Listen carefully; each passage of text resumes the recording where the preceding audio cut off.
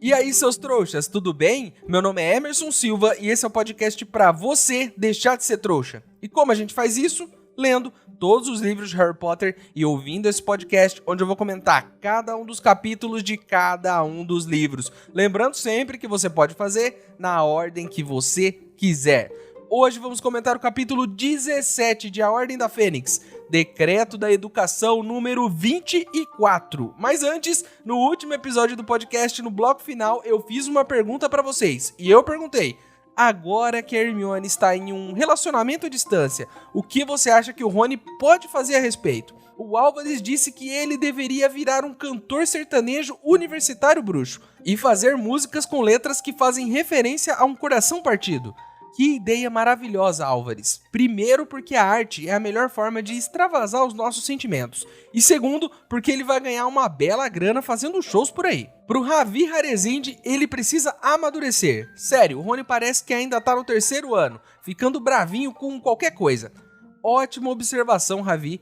Todo ano é um ataque diferente do Rony. Nesse ritmo, só vai amadurecer com 40 anos. E olha que nem isso é garantido, agora que sabemos que Lúcio Malfoy já tem mais de 40 e não amadureceu ainda. Já a Emily acha que ele não deveria se preocupar, porque ela vai fazer uma poção para esse relacionamento acabar. Então é isso, Rony. Fique tranquilo que a ouvinte aqui do podcast vai acabar com essa relação. A única pergunta que você deve se fazer é: por quê? Será que a Emily tem algum interesse com o fim desse relacionamento? Fica de olho, Rony. A Ana Carolina disse que ele tem que deixar a menina viver a vida dela. Ele lerdou muito não convidando ela pro baile ano passado, e agora que a menina achou alguém que repara nela, ele quer falar com ela? Ele achou ruim? Ah não, Rony. Ouça a voz da razão, Rony. Nesse caso, a voz da Ana Carolina. Segue a vida, larga a mão e deixa de ser chato. E quem sabe no futuro as coisas não se resolvem e a Hermione queira ficar com você. Talvez isso aconteça quando você virar um cantor sertanejo famoso, ou quando você tiver mais de 40 anos e amadurecer, ou quando a Emily acabar com tudo com a poção dela. De uma forma ou de outra, as coisas vão dar certo. Embora às vezes dar certo pra Hermione signifique não ficar com você, mas vai dar certo. Então, bora pro episódio de hoje? Então, antes que eu desista de tudo pra virar um cantor sertanejo e fique muito famoso, vamos logo pro capítulo de hoje.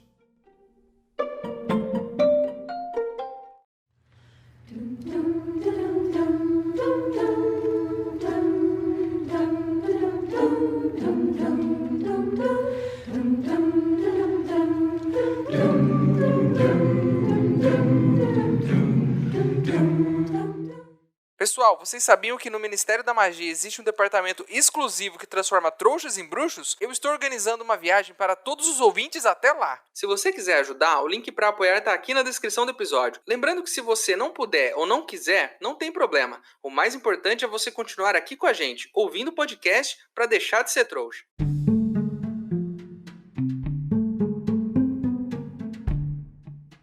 O Harry está secretamente muito feliz. Primeiro, porque ele está se sentindo parte de um movimento rebelde, e isso deixou ele muito empolgado. Eu entendo essa alegria do menino Harry, porque se rebelar é uma das coisas que podem gerar mais alegria nessa vida. E eu tenho uma experiência com isso, porque eu já me rebelei contra o sistema. Sim, eu fui um jovem rebelde e cheio de atitude. Certa vez na escola, depois de tirar uma nota 4,5 em inglês, quando eu precisava de 5 para passar, eu decidi me rebelar. Eu descobri onde ficava a sala onde a professora corrigia as provas. Então, munido de coragem e muita cara de pau, eu entrei na sala dela e pedi para que ela aumentasse minha nota. Simples assim, só aumenta minha nota.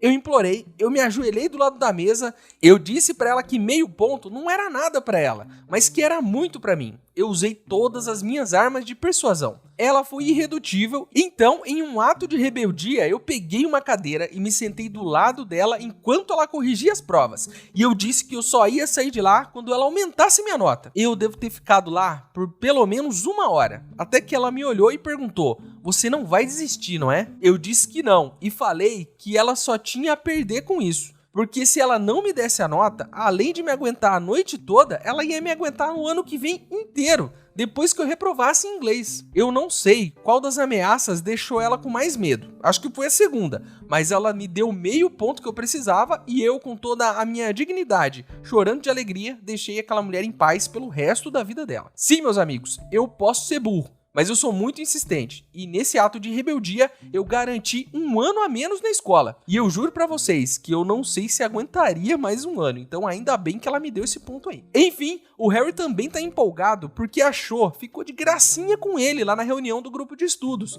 e isso tá deixando ele todo sorridente. Claro, né? Se a rebeldia te deixa feliz, o amor te deixa mais feliz ainda. E eu tenho uma história dessas também. Eu, no auge dos meus 13 anos, gostava de uma menina da minha sala. Gostava tanto que reuni coragem para um dia me declarar para ela já no falecido MSN. Vocês não sabem o que é MSN, né? MSN é tipo um WhatsApp de velho, onde você, no seu computador, conversa com seus amigos nos computadores deles. A diferença do MSN pro WhatsApp é que ele tinha muito mais recursos, né? Como o recurso de chamar a atenção da pessoa que você queria conversar, fazendo um barulho infernal até ela te responder. Ou o recurso da pessoa saber que música você estava ouvindo, o que às vezes era meio constrangedor se você, no caso, assim como eu, fosse fã de umas bandas com músicas de qualidade bem duvidosa, né? Mas e daí? Todo mundo já foi adolescente e já ouviu músicas constrangedoras. Enfim, a questão é que eu me declarei pra ela. E pra minha surpresa, ela gostava de mim também, olha só. Uma vitória, Emerson. Uma vitória nessa vida tão sofrida. Só que não, né? Porque no outro dia, ela me deu de presente um colarzinho que ela usava. Eu, todo malandrão, coloquei o colarzinho no pescoço e fiquei usando, né? Até que uns meninos da minha sala começaram a me zoar. E eu, como todo bom adolescente maduro, fiz o quê? Tirei o colar e joguei no chão, pra eles pararem de me zoar. Acontece que a menina viu tudo, pegou o colarzinho do chão e nunca mais falou comigo. E eu fiquei muito feliz nessa época. Assim como o Harry tá feliz agora, porque a Cho ficou de gracinha com ele lá. Mas toda essa alegria não durou muito tempo. Logo pela manhã, um aviso aparece fixado na parede do salão comunal. E o que esse aviso diz? Diz que todas as organizações, sociedades, times, grupos e clubes estudantis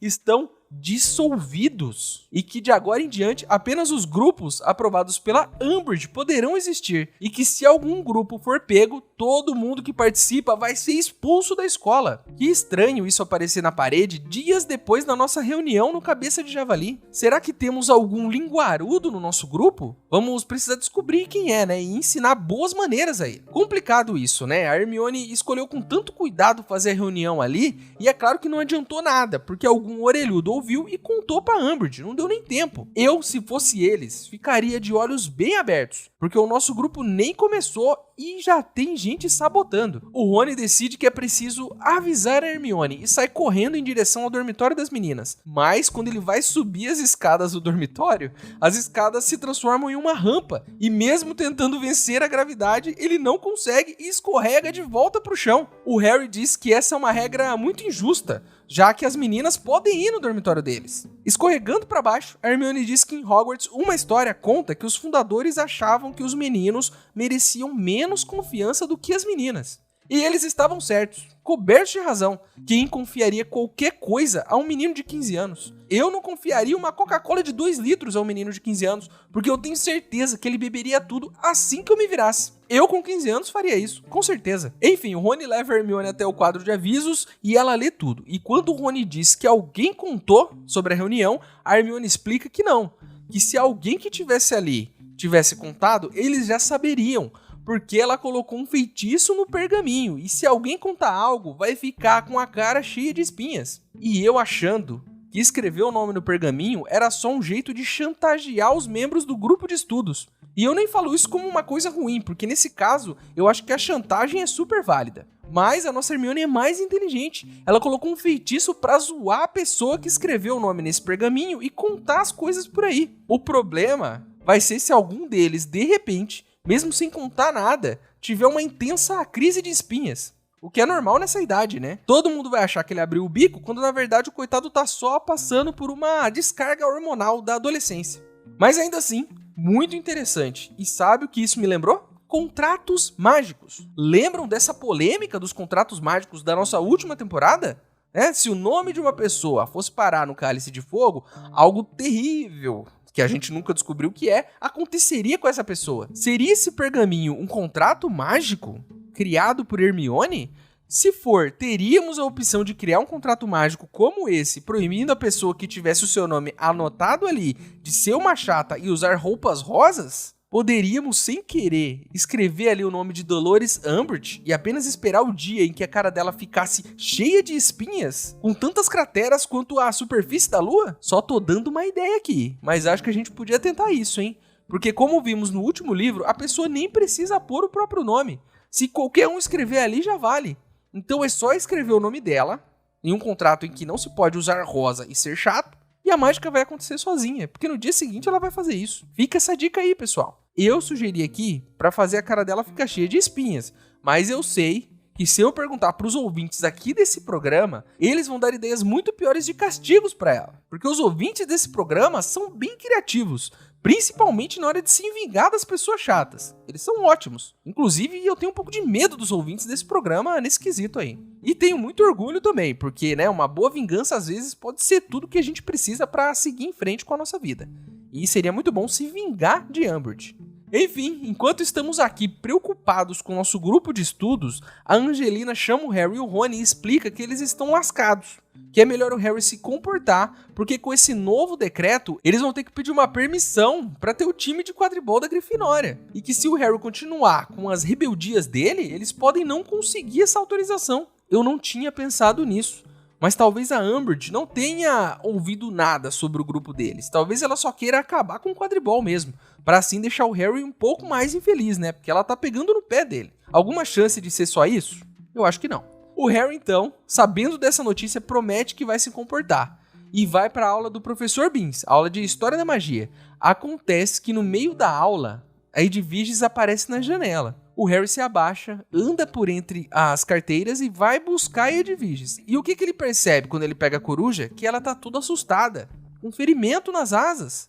Alguma coisa aconteceu com essa coruja. Tenso com a coisa toda, ele pede pro Professor Binns pra sair da sala, porque tá passando mal. O professor, que já tá fora do corpo literalmente, já que ele é um fantasma, autoriza e o Harry sai. O Harry, então, na falta do Hagrid, vai em busca da professora Grubby Plank, na sala de professores. Ela dá uma olhada e diz que alguma coisa deve ter atacado essa coruja, e que até poderiam ser os testralhos, mas que eles não atacam corujas. O Harry se pergunta por um instante o que são testralhos, mas não pergunta nada pra professora, porque ele tá mais preocupado com a coruja do que com qualquer outra coisa. Eu sei o que aconteceu, né? Ladrões de cartas perseguiram a coitada de Edwiges. E ela, como uma heroína, escapou de todos eles e conseguiu chegar com a carta, mas com as asas machucadas, coitada. Ele deixa a coruja com a professora, para que ela cuide da coitada, e vai ao encontro dos amigos, com uma carta do Sirius, que tava na perninha dela. O que diz essa carta? Hoje, mesma hora, mesmo lugar. Claramente, marcando para falar com eles de novo. E aí eu levanto uma questão, Arriscou a vida da coruja para mandar esse recado? Se tivesse um computador com Windows XP e um MSN instalado, ele teria mandado essa mensagem muito mais fácil. Além de poder compartilhar com o Harry outras coisas muito interessantes, como figurinhas animadas, a música que ele estava ouvindo e link de trailers de filmes que acabaram de chegar no cinema. Uma coruja pode fazer isso? Eu acho que não.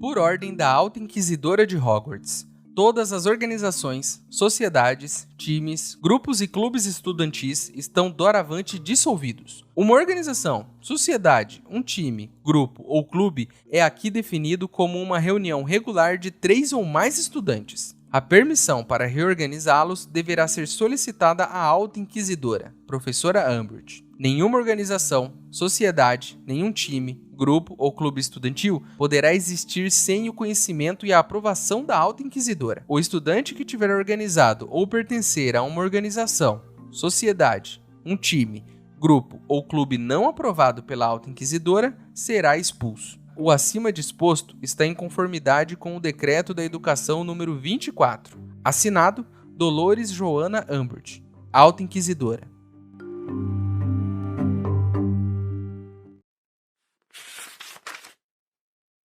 Ei, seu trouxa, se você tá curtindo o podcast, não se esqueça de deixar uma avaliação na ferramenta que você estiver ouvindo, caso ela tenha esse recurso, é claro. Assim o programa ganha uma moral e chega ainda a mais trouxas como você.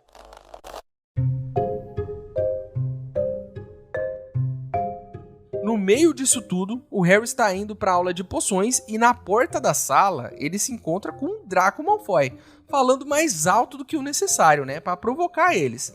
Ele tá dizendo que já conseguiu a permissão pro time da Sonserina. E ele diz que é claro que seria muito fácil pra ele, porque a Umbridge conhece o pai dele. E o pai dele é muito influente. E que se depender disso, a Grifinória tá ferrada. Porque Sr. Weasley não tem influência nenhuma. E que inclusive logo vai ser demitido. E que vão mandar o Harry pro St. Mungo's, o hospital onde estão internados Lockhart e os pais do Neville. O Neville tá ali perto, ouve isso, fica pistola da vida e cai pra cima do Malfoy. Pra dar um socão na cara dele. Eu deixaria. Mas o Harry, né, e o Rony, em um lapso de sanidade que eles tiveram ali, seguram o Neville pra ele não bater na cara do Malfoy. Mas não sem antes Snape ver tudo e tirar alguns pontos da Grifinória, né? O que me assusta mais nesse caso nem é o Lúcio Malfoy ser influente, ou o Sr. Weasley ser demitido, ou o Harry ser internado. Nem o Neville ficar bravo e querer sair no soco me assusta. O que me assusta mesmo é saber que esse menino, o Malfoy, realmente tem uma vida muito triste. Eu venho pontuando isso aqui livro após livro e sempre vemos mais indícios de que esse menino é muito esquisito. Ele vive lendo jornal, vive preocupado com as movimentações políticas, com a capacitação dos professores da escola.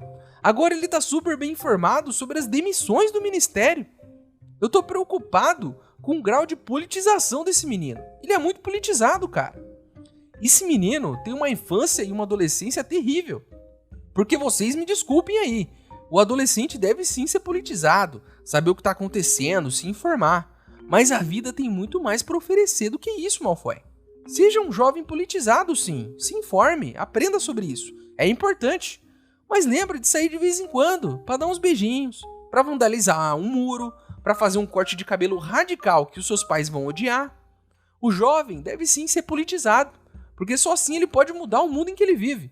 Mas aí, fazer sua festa de aniversário com o tema Cornélio Fudge, ao invés de tema dos Vingadores, isso é jogar a juventude no lixo. Enfim, voltando para a aula do Snape, quem tá lá hoje para participar? Sim, a sapa velha da Umbridge. Ela tá ali para ver a aula do Snape, né, e para fazer aquele relatório, enchendo o saco, né, dessa vez do morcegão. Ela fala pro Snape que ele tá avançado demais na aula dele e que ele não deveria estar ensinando essas poções para as crianças ainda. Descobrimos aqui, enquanto ela entrevista Snape, fatos interessantíssimos. Snape dá aulas há 14 anos na escola. E descobrimos que ele quer muito ser professor de defesa contra as artes das trevas, tanto que ele se candidata todos os anos para dar essa aula. Todo ano.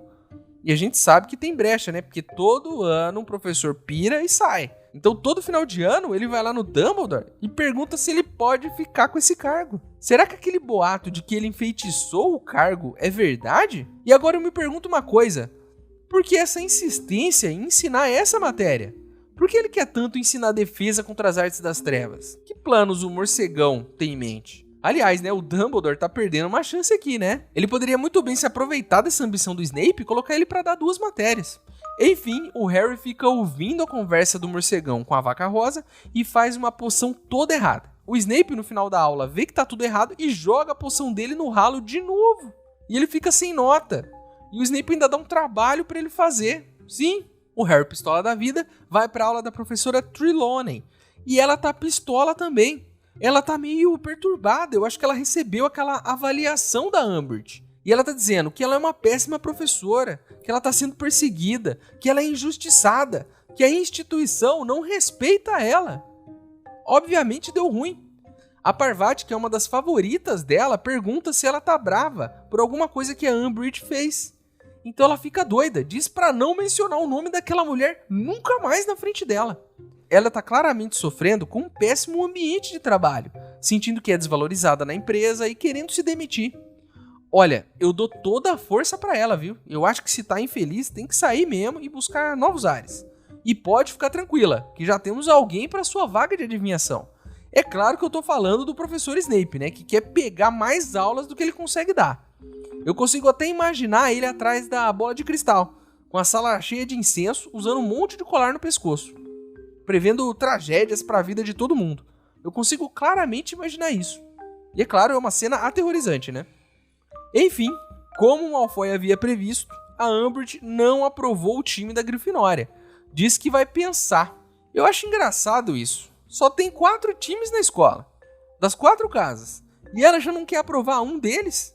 Se não aprovar o time da Grifinória, contra quem a Sonserina vai jogar? Contra os fantasmas? Contra o time dos professores? Contra o time das mandrágoras? Um time dos elfos domésticos da cozinha? Eu já tô até vendo aqui. Esse ano o quadribol vai ser uma maluquice, porque não tem time pra jogar o campeonato. Já tinha só 4. Agora vão ter 3. Dá logo o troféu pra Sonserina e a gente acaba com isso logo, pô. Ou nem faz quadribol, que graça vai ter? Vai ter 2 jogos no ano? Eu não concordo com isso, hein? Então cancela logo esse negócio. Ou vamos trazer time de fora. Traz outros times aí, vamos reorganizar esse negócio. Enfim, chegou a noite e assim que todos os alunos saíram do salão comunal, a cabeçona do Sirius apareceu na lareira. O Harry logo se adianta e diz que tá tudo muito difícil, porque eles não podem mais ter um time de quadribol. O Sirius olha pra ele rindo e pergunta, nem grupos secretos, né? Eles se espantam em saber que o Sirius já sabe de tudo e diz que eles precisam tomar mais cuidado com os lugares onde eles fazem as reuniões. Ele então pergunta se eles não viram uma velha suspeita no bar. Eles dizem que sim, e ele diz que era o Mundungo Fletcher. Sim, nosso mestre dos disfarces e ladrão de mercadoria roubada, Mundungo Fletcher. Ele estava lá justamente vigiando o Harry e já contou tudo que as crianças vão fazer para o pessoal da Ordem da Fênix. O Sirius, ao invés de estar chateado ou qualquer outra coisa, ele está orgulhoso do Harry, feliz pela rebeldia. O Sirius curte isso, né? Ele está adorando ver o Harry se rebelar. Então ele diz que a senhora Weasley mandou um recado, que falou para eles não seguirem com essa ideia do grupo, porque eles devem tomar cuidado e eles são muito jovens, e que no futuro eles vão ter tempo para aprender a se defender. O Harry pergunta então o que o Sirius acha, e ele diz para eles meterem o louco mesmo, e que ele e o pai do Harry teriam feito a mesma coisa, e que jamais abaixariam a cabeça para aquela velha. A Hermione então pergunta, e se a gente for expulso?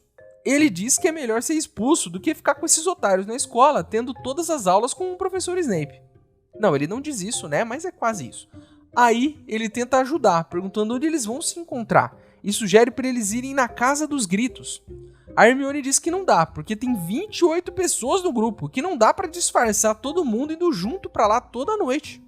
O Sirius diz que se tiver uma ideia vai avisar, mas então, no meio da conversa, de repente o Sirius se assusta e desaparece. Logo após isso, uma mão, que claramente é da Umbridge, aparece dentro da lareira, tateando à procura de alguma coisa. Isso é inacreditável. Meia-noite e essa mulher tá vigiando as lareiras da escola. Ela inspeciona os professores, ela dá aula, ela cria e fiscaliza leis, ela vigia as lareiras da escola. O que mais essa mulher faz? Estamos lidando aqui com um tipo de pessoa muito perigosa. Uma pessoa viciada em trabalho. Ela não dorme, ela não come, ela não faz mais nada. Essa mulher é uma máquina de trabalhar. E tá aí, né? Se precisávamos de uma explicação do porquê essa mulher é tão chata, a gente acabou de ter. Ela é tipo o Malfoy, só que é uma adulta. Enquanto o Malfoy tá obcecado por política e deixa de viver sua adolescência, essa mulher tá obcecada por trabalho. Tanto que provavelmente não sai mais pra comer uma pizza de 4 queijos, pra ver um filme no cinema, pra dar uns beijinhos. Porque sim, pessoas velhas também dão beijinhos. É por isso que essa senhora tem essa personalidade dos infernos. Ela tá tão obcecada com uma coisa que ela tá esquecendo de viver a vida. Meia-noite e a mulher tá vigiando lareira. Por favor, minha senhora, vai assistir uma novela, um Corinthians e Flamengo na televisão, vai beber um vinho, vai fazer uma palavra cruzada. Viva a vida, Umbridge! Porque vai chegar o dia que depois de 40 anos trabalhando 24 horas por dia, vão te demitir do mesmo jeito. E aí, quando você chegar em casa, tirar os sapatos e olhar para si mesma sozinha, vai perceber que dedicou toda a sua vida ao trabalho e que nunca conseguiu assistir todos os episódios de The Walking Dead em sequência. E não vai ser agora que você vai conseguir fazer isso, porque são muitos episódios, 10 temporadas, com episódios de 1 hora de duração, e você já tá muito velha e não vai mais conseguir ver tudo isso sem pegar no sono nos primeiros 15 minutos.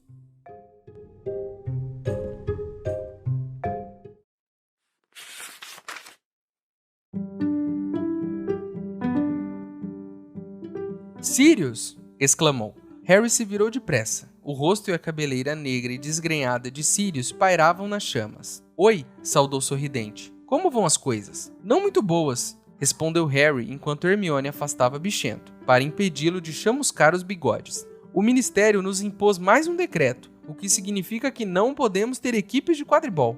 Nem grupos secretos de defesa contra as artes das trevas? Perguntou Sirius. Houve uma breve pausa. Como é que você soube? Indagou Harry. Vocês precisam escolher com mais cuidado o local onde se reúnem, disse Sirius, dando um sorriso ainda maior. Logo cabeça de javali? Bom, era melhor do que o Três Vassouras, disse Hermione defensivamente. Está sempre lotado, o que significa que seria mais difícil ouvir vocês, disse Sirius. Você tem muito que aprender, Hermione. Quem nos ouviu? Perguntou Harry. Mundungo, é claro. E quando todos fizeram cara de espanto, ele deu uma risada. Ele era a bruxa de véu.